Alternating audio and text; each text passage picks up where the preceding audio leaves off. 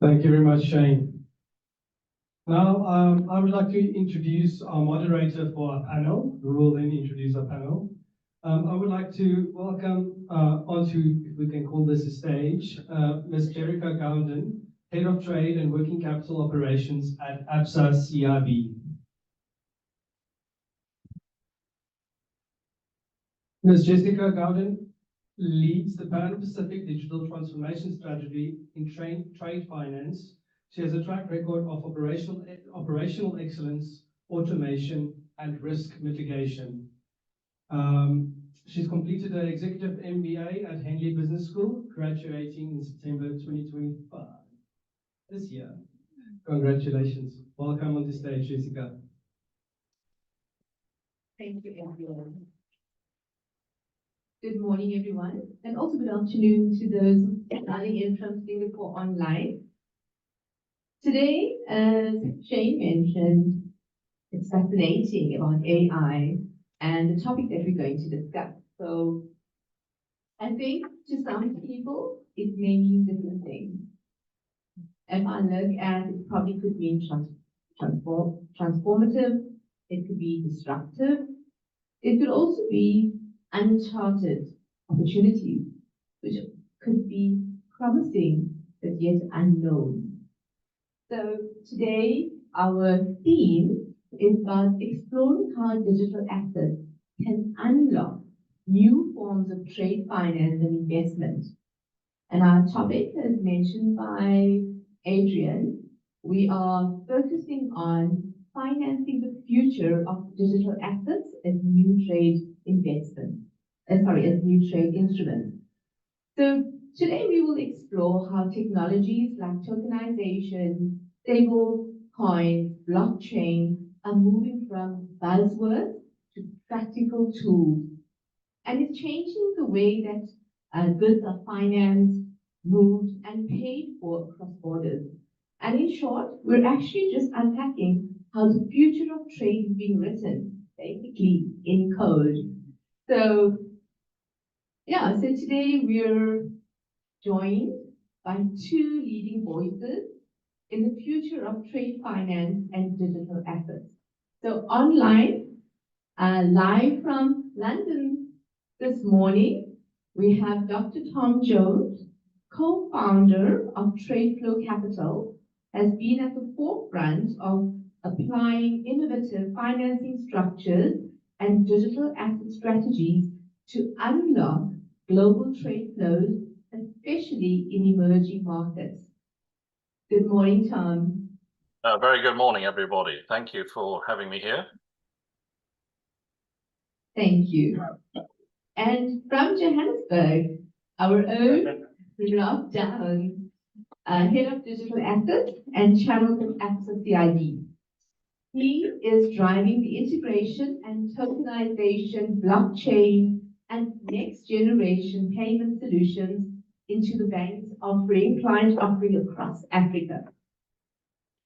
Morning. Good morning. Morning all. Morning. Like a rapper, huh? Morning.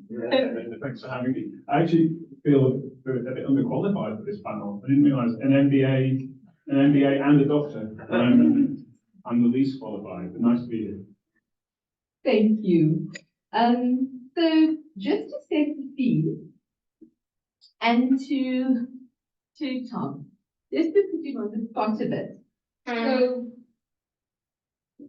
so to put you on the spot, so let's imagine that you and I, we're on a flight from Singapore to South Africa. And somewhere over the Indian Ocean, you find out that I am an energy commodity trader. I share that I know nothing about blockchain or digital assets, tokenization, stable coins. But I'm actually quite curious how this could help my business. In under 90 seconds, so that's a bit under pressure, right? How would you explain these concepts and, more importantly, why they matter to someone like me? Okay. Well, yeah, probably would get chatting over the Indian Ocean. The Wi-Fi always goes down on the plane over India there. So, nothing much to do apart from talk to the person next to you there. So yeah, no, in terms of a digital asset, it's simply getting everything off paper. You know, it's something of value. It could be money. We see a lot of talk about stablecoin these days, and we're going to be talking about that later. A share in a company, and topically, you know, cross-border import-export trade of goods.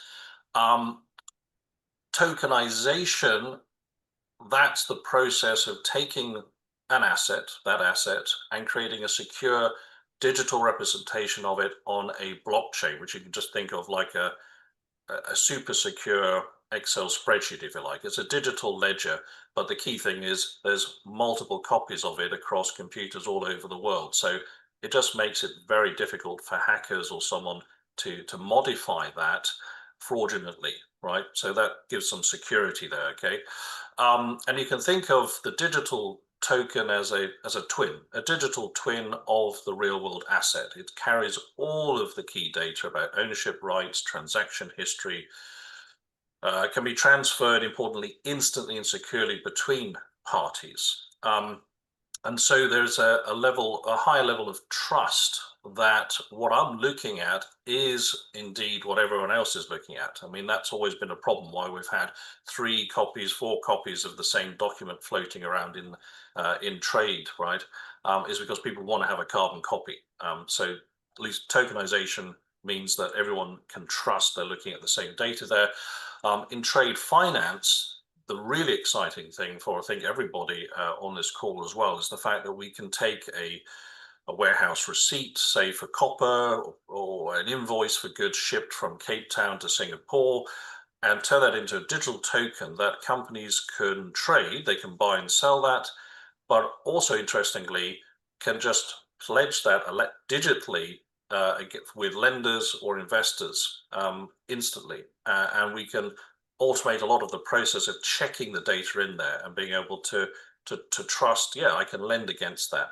And the other super exciting thing, drawing back from, well, many years ago being in banking as well, was that, you know, syndicating. So if you had a big commodity portfolio of trade, trying to syndicate that across banks, many months, if not years, with lawyers, lots of paperwork, etc. But the other nice thing about tokenization is you can slice and dice transaction value into small bits. And that means that loads of people can come in and syndicate, in fact, eventually automatically. So it's all about freeing up, reducing the cost, the hurdle rate, you know, how, you know, even small transactions can again be processed cost effectively by banks and investors, and quickly, and have that sort of confidence that the data cannot be hacked or changed. Yeah. Wow, thank you, Tom. And well, that's amazing, you know, in terms of the cost, the data cannot be hacked, because we hear so many stories, but I think how quickly things happen. And I think we wanted apps in our trade finance, and I think it's reality to us. So we've done the first phase where we've implemented OCR, which is optical character recognition. And as you mentioned, Tom, trade is very paper-based. So, and it has many challenges. You know, all the partial shipments and documents. And we can see how it benefits, and it's actually saved up 50%. So, yeah, so these are actually an exciting times, and the future is very promising. So, on that note, Tom, we're going to start with our questions. And today we will be focusing on, our questions will focus on 4 themes: on liquidity and economic impact, on regulation and governance, inclusion and market access, and infrastructure and interoperability. So I know that's quite a mouthful, but we're going to start with the first question. So to Tom, stablecoins are often discussed as a solution for cross-border trade friction. How can they practically solve real-world trade finance challenges between Singapore and South Africa? Yeah, I think these innovations. I think it's a key thing is about trust and transparency around the transaction themselves. So being able to receive the information, be it from customs data to port inspector reports, so if it's agri products, fumigation reports, etc. All of this information coming directly from those corporations, not on a bit of paper that might get lost or damaged or it potentially be modified. Having that coming in and being locked into a blockchain means that people all over the world, even if they don't know others, or have an office in South Africa or an office in Singapore, they can trust and verify very, very conveniently that this trade is good, the goods exist, and either I can purchase that or I can lend safely against that. Certainly, customs data, we're seeing already some of that coming into the digital world in many countries, and being able to have that sort of automatic processing just speeds up. It means that goods move faster, money moves faster. So reducing that friction in all of the processing time just again further reduces the cost. We've already seen that even with land-based cross-border trade, where containers are sealed, tracked and traced digitally by customs, who just flag the lorries through, etc. So there's lots of opportunities there. Thank you, Tom. Can I add? Yes, Rob, I'd love to hear from a bank perspective. Do you see stablecoins as an enabler? Absolutely. This one working, but Actually, I think it's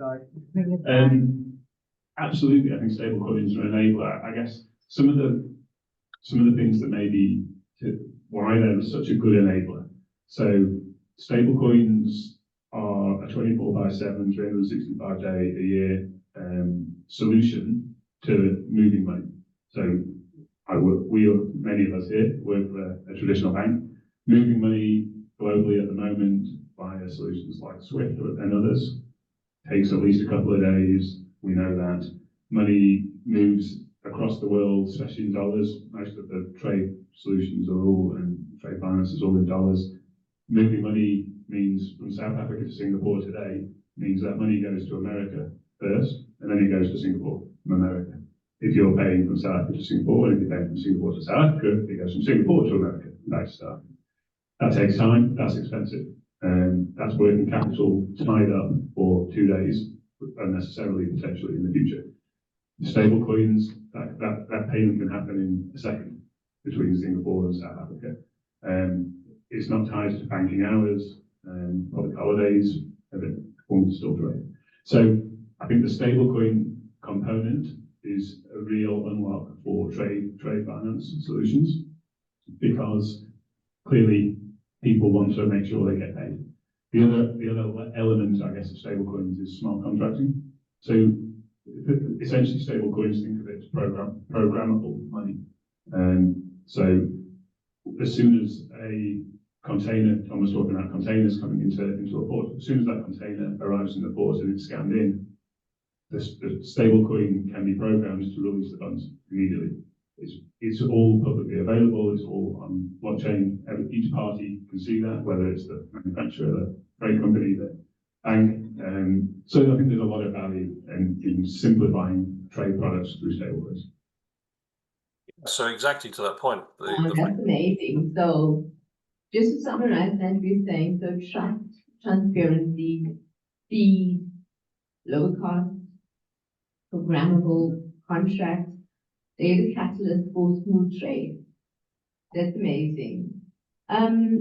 Moving on to question 2, and I think this is something that you've been faced with, and this challenge, and it's about regulatory gaps.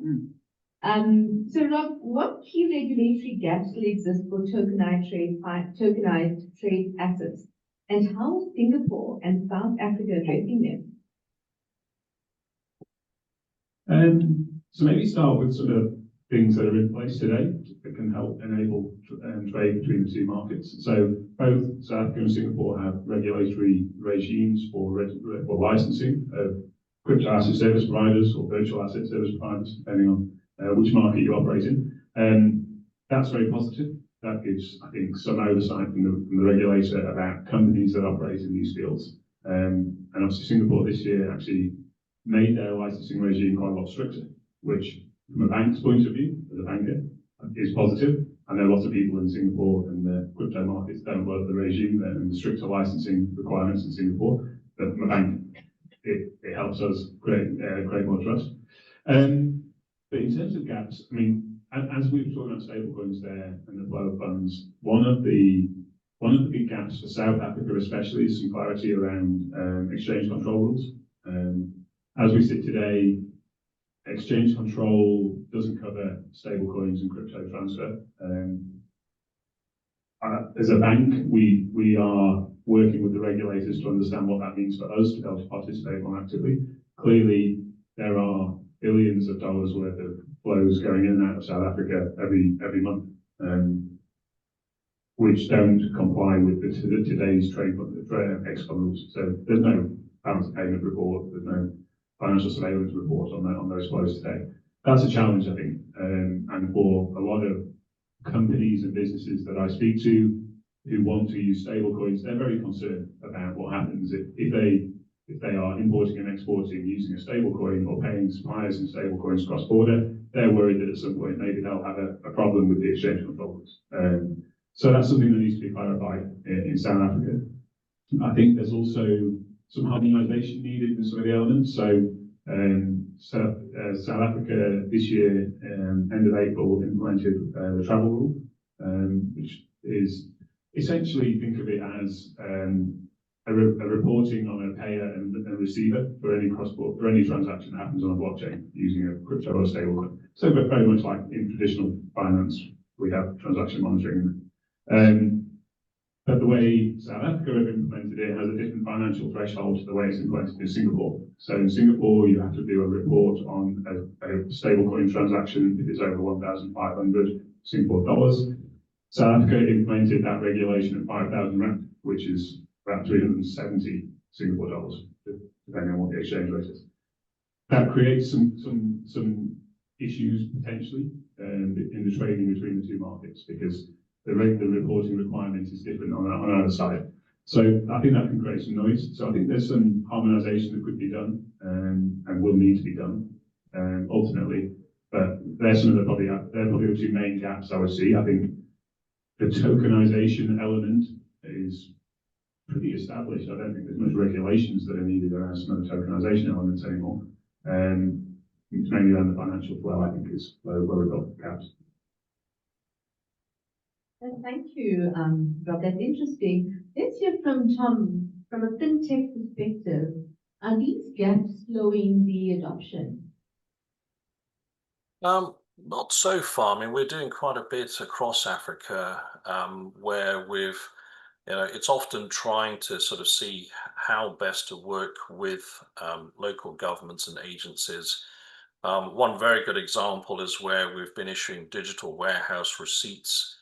To issue those, we have to joint venture with a regulated warehouse operator in that country. So, little things there, extra steps you have to take at the moment to make sure you are compliant with the local regulations so that it is enforceable. To the point on stable coins there, the interesting thing in programmable money, what's quite interesting, and I'm sure it's going to come up a few times on payments of fees or payments of royalties, certainly for the mining industry. An interesting example came up out of Africa recently where a local government was concerned if people use stablecoin, are they going to just not pay, try to circumvent controls and not pay our 3% royalty fee charges for the mining output, right?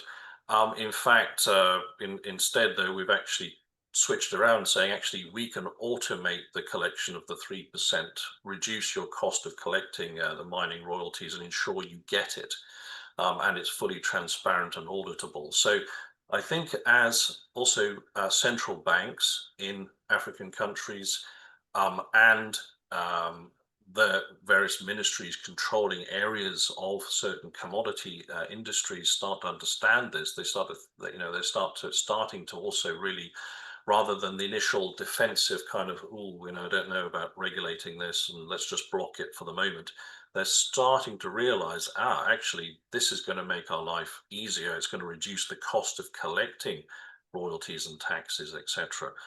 So starting to see that pivot. So I'm very positive, at least the direction and the discussion of regulation, just generally, I think. Thank you, Tom. So just listening, to both perspectives. So what we're saying is that both countries are moving forward. However, cross-border alignment seems to be the missing piece. So Tom, on that note, let's understand what it means to SMEs. So how can these innovations help SMEs get better access to trade finance? Well, I think the main thing here is, what are the usual problems? And I think many people listening into this may appreciate that already. In terms of the trade finance aspect, it's all about the trust and the cost. How much does it cost to actually review that transaction? If it's too small, it may just not be profitable for me as a lender or as an investor to even start looking at it. We've seen that trade finance gap as a result growing, not because banks don't want to lend, but just there's a certain hurdle rate you've got to get across in terms of revenue, etc. Right? So one thing that we've started to see, it's early stages, is that building the trust. The fact that, as I mentioned earlier, the fact that we can have the inspectors, the real-time tracking, photographs, information, verifications along the supply chain from producer to the end users of the commodities, for example, of the trade, and have that blocked and immutably put on the digital ledger, and bringing trust and transparency. Why do companies in Africa, for example, if they can get trade finance, often certainly when they're dealing with overseas foreign banks, if they're lucky to get that lending, it's going to be at a premium, or needs development bank support. Why? Often it's just because of a lack of data. That's just from what we're seeing, when we came into the trade finance space as a fund.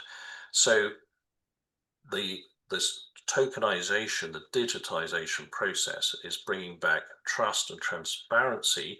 It's helping trades be more easily insured from our recent experience, and also it just means that it's cheaper and faster to review. We heard the opening talk about AI, starting to see a little bit of AI coming into being able to just review quickly and filter transactions if the data is there. And now we're getting more digital data on transactions, so it's going to be lowering that cost, that hurdle rate. So we hope that will free up more lenders in this space. They'll be able to come in because it's going to be cost effective to quickly review trades and approve them, or give a quick no. So that's the most exciting thing we're starting to see here from our perspective. Thanks, Tom. Rob, are banks ready to underwrite SME trade finance in a tokenized format? You and Carol might be better place to tell me the answer to that. Are we ready? I think our risk models need to be updated. I think there's probably if we think about how we can create products and services using the technology that are cheaper and easier for SMEs to consume, I think that's a really, really powerful opportunity. I think as a bank, we're not in South, and I'll talk about the South Africa leg particularly, we're not 100% ready to be able to handle stablecoin transactions and stablecoin transfers. We're doing some work around that. We've actually built our own stablecoin as a bank because we think we can do ABSA to ABSA payments quite efficiently using an ABSA token effectively. That could help drive down the cost and barrier to entry. But I'd say today, the majority of banks in South Africa, especially, are not really ready to open this up fully. But I think there's a really great opportunity to automate this process. And I guess we'll talk about some of the other blockers around this process later. Yeah, I'd just like to add, I think that's a very fair comment as to the state of the industry. I think, we've been talking for many, many years about this, but certainly I think this year we've seen, and we've done some POCs with digital warehouse receipts and being able to, in fact, on one occasion, we received stablecoin payment from AML KYC cleared and whitelisted wallets, like digital bank accounts, which then enabled, although it was still a manual process, it could be automated, then the release of the cargo door on the container using a digital lock. So all the bits of the jigsaw puzzle are there, and I think the next 12 to 24 months we're going to see a very exciting acceleration in the linking up of those jigsaw puzzle in the logistics chain and the control and transparency side of things. So yeah, I think finally blockchain might have found its purpose in life. Yeah, just listening to both Rob and Tom, I often get asked the question, what is the future of digital operations for trade? And I'm just thinking, I've got my team on the line as well and in the room. I hope they're thinking what this is going to look like. But I think what I think the theme is, for me, we're saying that lower cost, faster approvals, and transparent data could unlock SME growth. Yeah, and I think it's just amazing, and the opportunities, it's lots of opportunities, I guess, in the future is very promising, but it's also that scary, apprehensive. So infrastructure and interoperability. Rob, what's needed to make tokenized trade instruments work seamlessly across banks, platforms, and jurisdictions? So I think there's some levels of harmonization needed in various areas. I think what we are seeing happen, especially in the last 2 or 3 years, and Tom was talking about the growth earlier, the proliferation of different tokens, different technologies that underpin it, layer 1 and layer 2 protocols on blockchains. I think the people that can successfully cross-chain and work on multiple different blockchains, multiple different tokens, multiple different layers, I think that's a really incredibly important unlock. And there's some companies globally doing some really interesting work in that space. Because I actually don't think the technology isn't what's needed to unlock this. I won't harp on too much about regulation. There is some regulatory unlock that's needed too. And then actually, the biggest unlock, I think, will be when all parties in the various trade chains actually trust technology will work. The proof of Tom was talking about some accepting stablecoins earlier. We've run proof of concepts and in ABSA, many proof of concepts about the trade cycle, about working with port authorities and tax authorities and regulators and banks and shipping companies and logistics. It's when you go cross-border with these problems, there's a lot of people in the value chain that need to trust that the system will work. And up until now, that trust is based on a legal contract. It's based on everybody having copies of the same documents. It's trust based on established protocols. I think when that trust moves to the digital native world, that's when it'll really unlock, and that's when it'll really start scaling. Thanks, Rob. Tom, I'd like your perspective on that, and what are you seeing, experiencing in terms of the cross platforms and the adoption? I don't have much to add directly to what was already said there. I agree with everything there, but the one thing I would say perhaps is a comparison of how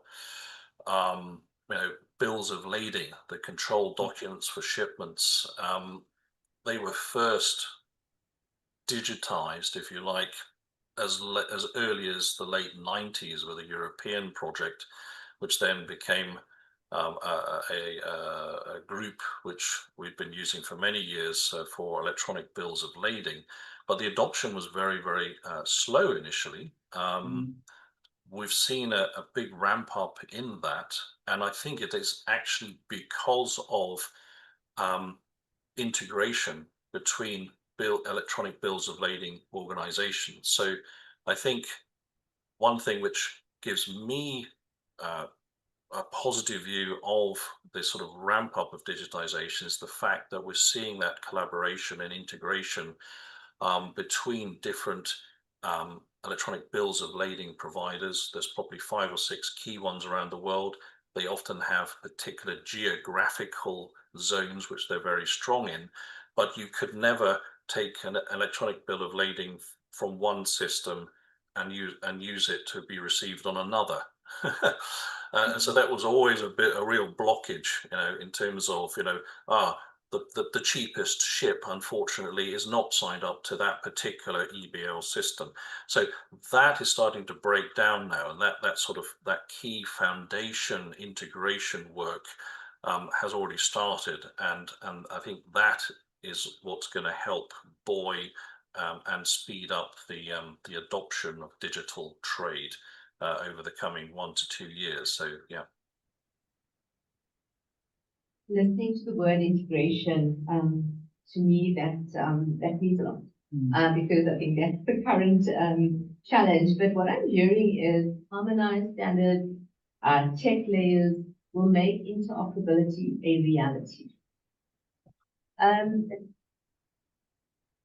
Tom, in terms of real economic value of tokenized trade finance, so cutting through the hype, what's the real economic value of tokenized trade finance for banks, for SMEs, and the wider ecosystem?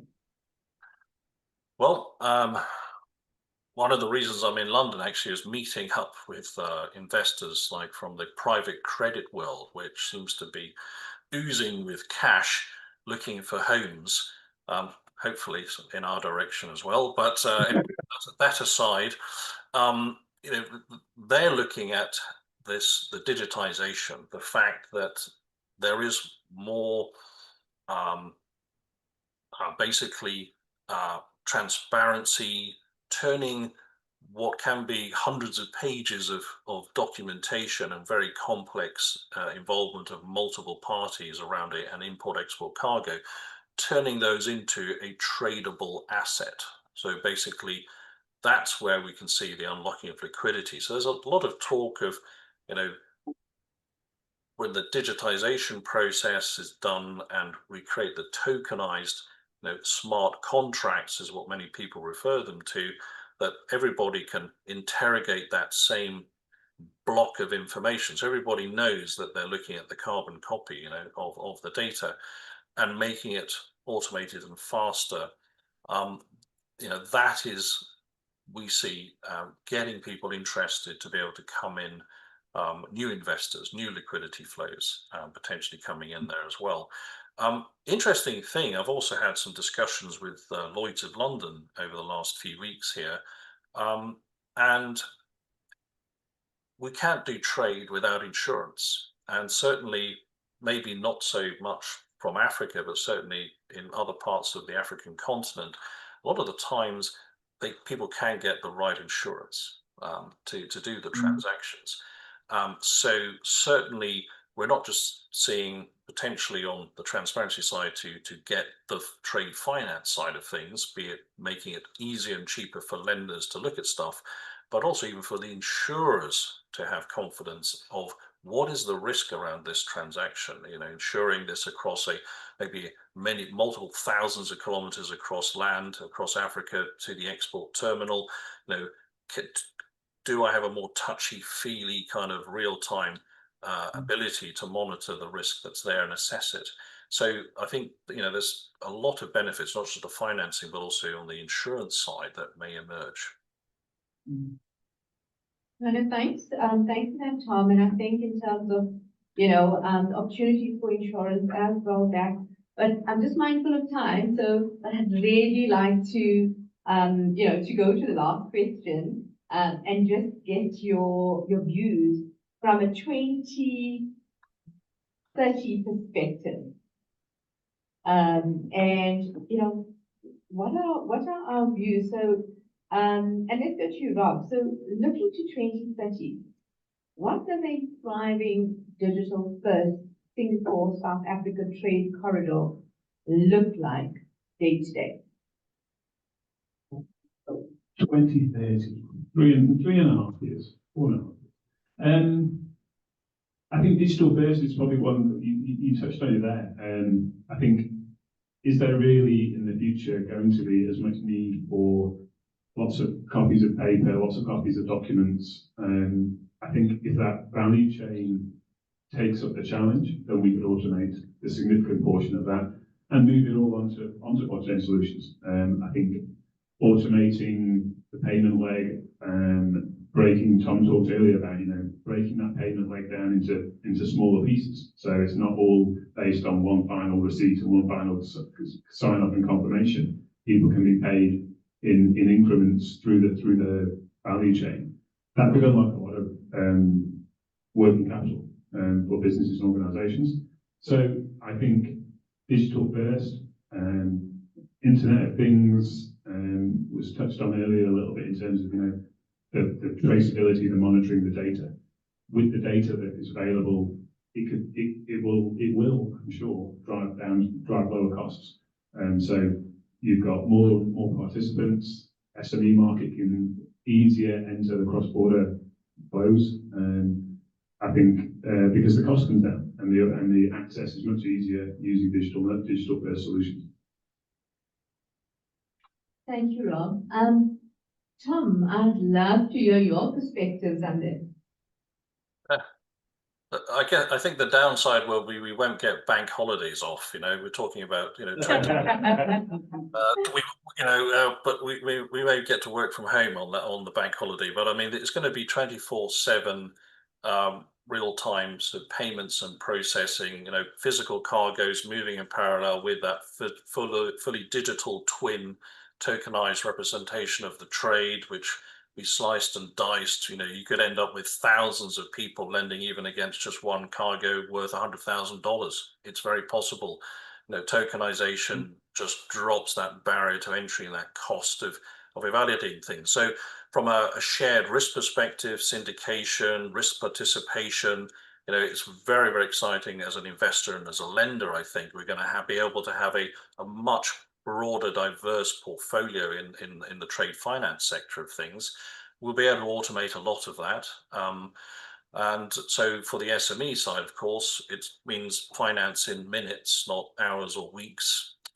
With, already SWIFT has been doing POCs and tests between, stablecoin and the SWIFT network, making sure that in fact the large amounts of data that is on a stablecoin and history, in terms of compliance checks and data is not lost when it comes into the SWIFT network. And I think compliance, that's a key thing here.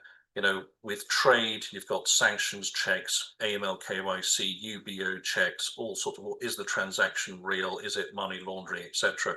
And that's always delaying stuff. We're often facing ourselves like several, depending on jurisdictions, 2-3 days of extra checks and stuff like that. Where now the prospect is that with the tokenized asset, you already sent all that information there. If a bank or a correspondent bank or anybody wants to check, it's already there. So it can be instantly checked. And that will, again, speed up the flow of money and trade, we hope. Thanks, Tom. Tom is basically speaking my language. AML checks, KYC. Those are the daily challenges, How do we reduce that? How do we manage risk? So I think the opportunities, possibilities is endless. And I think it's We have such a great expectation for the future. So to me, the curiosity that I think it's such a bright future, and it's how we actually embrace change as well. So I think what we've explored today is more than innovation. It's a once-in-a-generation global shift in how trade flows, trust forms, and value is unlocked. Digital assets and tokenization aren't just trends, they're the blueprint for the next chapter of global commerce. I just want to say a huge thank you both to Tom and to Rob, our panelists, for the insights, the forward-looking vision. You've truly given us the token of knowledge that we needed today. And to our audience, thank you for being part of this conversation as well. And I know we're going to leave the opportunity for you to ask questions, but I will hand that over to Adrian.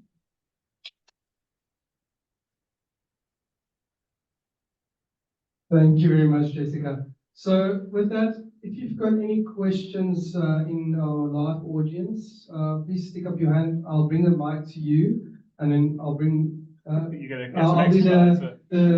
the relay with the mic. Shaveen. Hey guys, so Rob, this one's for you from perhaps the corporate side. What are your thoughts with you guys are onboarding intermediaries, cost license? Yep. I feel FSCA pulled the trigger a bit too quickly in terms of how to regulate it, and that's a conversation which is ongoing with the FSCA. But onboarding intermediaries now, intermediaries have, I'm not sure if you guys are running 5 blocks, I'm sure you guys run more 5 blocks competitors, but a lot of them are looking at stablecoins because the smart contract exists. Smart contracts auditable, and with your provider 5 blocks or the others, you have that auditable function. Is it making sense while you're consulting with these intermediaries in terms of them developing the stablecoin? Because if Absa has their own stablecoin, it won't really make sense for intermediaries to create this liquidity pool, making it obsolete, right? So my thoughts around that, I'm really keen to see Absa stablecoin in action, particularly myself on the fintech side, dabbling in trade finance out in Zambia as well. So interested to know more about how you guys are looking at the stablecoin function, how you guys are looking at intermediaries with stablecoin and the costs of it. May I jump in there for a second? Yes, Tom, you can go ahead. Yeah, so yeah, we are on Fireblocks, and we use various software to whitelist and do the AML KYC clearance on wallets, etc. We've been issuing debt from our fund in stablecoin since December 23. As we found some investors wanted to do that, even small institutional investors were starting to hold stablecoin, and we're starting to see more of that as well, mainly as a yield generating strategy for themselves as well. You know, we started receiving some payments from Africa for imports of chemicals. In fact, just 3 weeks ago, we made our first payment to a supplier in Africa on stablecoin, and the main reason for that was that it was actually a bank holiday in that country at the time, and they needed the money.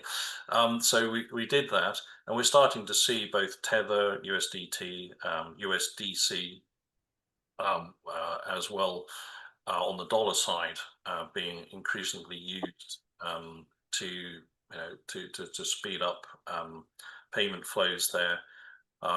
So it's starting to happen. I know not USDC, I know Tether as an organization is investing in trade finance. They're giving credit lines to some of the bigger Swiss traders, both in the metals markets and energy sector. I think there was a few trades earlier in the year which hit the press as sort of proof of concepts. So people are playing around with it, and the commodity industry is starting to learn, how to manage it properly. We moved to Fireblocks for security, for example, and so it's an interesting, step-by-step sort of learning process. But I think we'll certainly, with Swift integrating to stable coins, we'll start to see more and more use cases coming up.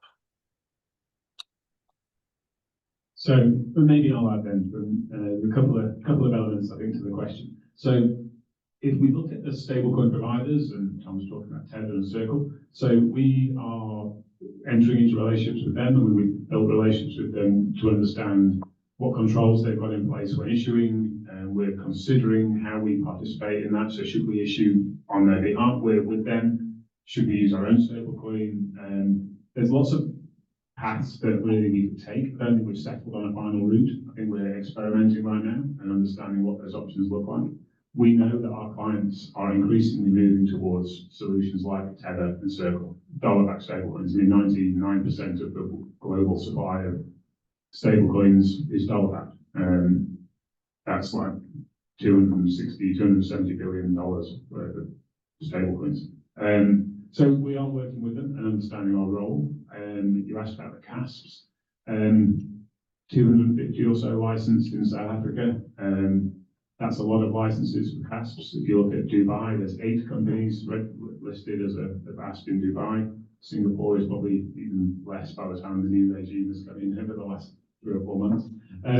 So there's a lot of them, and I think we are taking the same approach we do with any other business that we enter a relationship into. We look at the business, we do due diligence, we've got a policy internally around enhanced due diligence for CASPs. So we are working through that, but we take it on a case-by-case basis in terms of how we build a relationship with each of those businesses.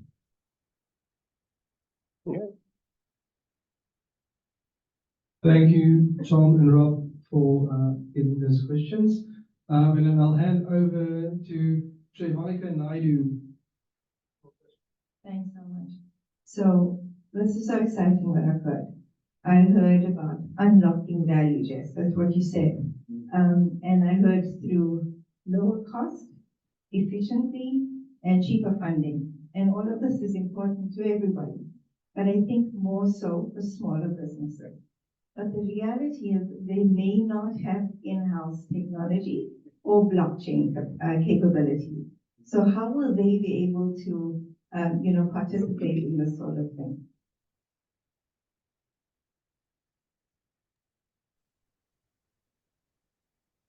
Shall I start, Tom? So I think the first thing for any SME to do, SME or any other business, is to educate themselves a little bit more around what the opportunities could be, learn more about the technology. You don't need a team to be able to there's so much free resources on the internet. You go to any, even the global firms that we work with, companies like Chainalysis, they all offer training. Tether actually have a big education program running across Africa to help educate and create awareness of the products and solutions. So I think that's the first step. I think there are many incredible fintech businesses in our markets, and I think we're quite lucky in South Africa, especially to have a thriving fintech market in blockchain technology, especially, who are creating solutions specifically for SMEs. And so I don't think a business, an SME, so it doesn't need to really build or buy that solution themselves. They can work and partner with others. Different, I guess, but us as a bank, we are lucky. We've got a small team of people looking at technology and looking at smart contracting and how do we protect assets, how do we run cyber security, and what are the new threat vectors that come in if we start operating in this market.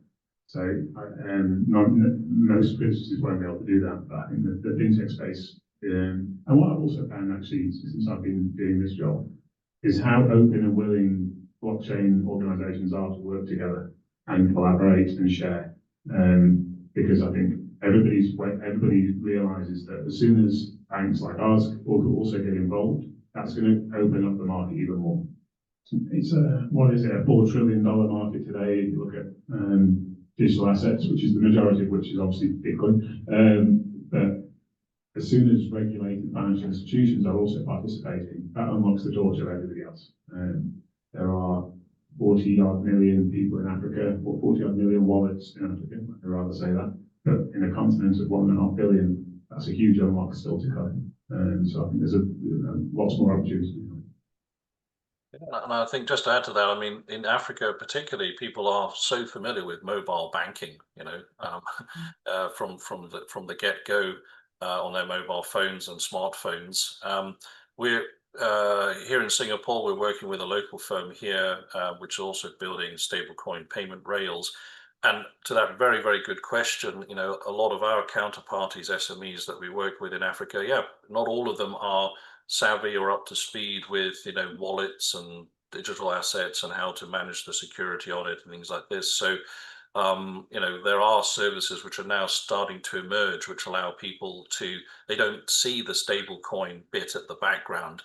You know, they receive the value into what just looks like an online bank account, and they can, you know, and certainly as banks integrate on that as well. So I think, you know, there will be the opportunity there where people won't have to be technically savvy. They won't even see that the tokenization and the smart contracts and the stablecoin technology at the background. They'll just have an interface that just looks like a normal banking app. Thank you very much. Do we have any other questions in the audience?